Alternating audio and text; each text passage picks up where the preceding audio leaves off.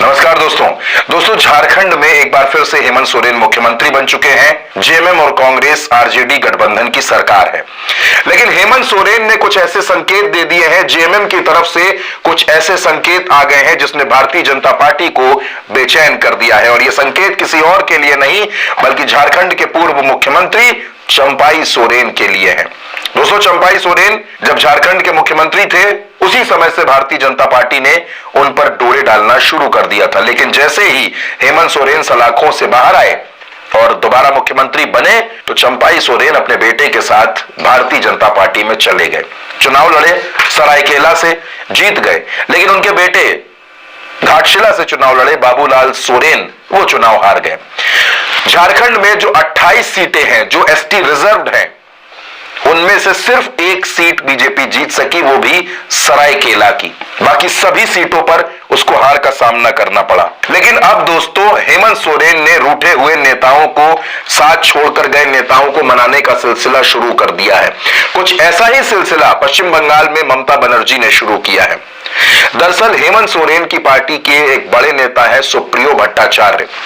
एक press conference के दरमियान उनसे पत्रकारों ने चंपाई सोरेन और सीता सोरेन को लेकर सवाल पूछे, तो उन्होंने कहा कि अगर उनकी तरफ से ऐसा कोई प्रस्ताव आएगा तो उस पर विचार जरूर किया जाएगा। लेकिन इस बीच दोस्तों, जेएमएम के सूत्रों से जो खबर मिल रही है उसके मुताबिक हेमंत सोरेन ने 2 ऑप्शन रख दिए हैं चंपाई सोरेन के सामने। ये संदेशा भिजवा दिया गया है कि अगर चंपाई सोरेन जेएमएम में वापस आते हैं तो ससम्मान उनकी वापसी कराई जाएगी, यानी पूरे सम्मान के साथ स्वागत होगा।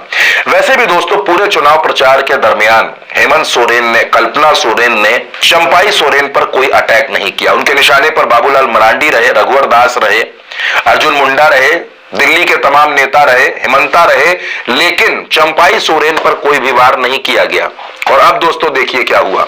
झारखंड में भगवान की तरह पूजे जाने वाले बिरसा मुंडा के परपोते का जब निधन हुआ तो भारतीय जनता पार्टी की तरफ से बाबूलाल मरांडी और अर्जुन मुंडा ने यह सवाल खड़े किए कि उनको सही से इलाज नहीं दिया गया, इस वजह से उनका निधन हुआ, और उन्होंने सरकार को कटघरे में खड़ा कर दिया। लेकिन चंपाई सोरेन ने कोई भी हमला नहीं बोला।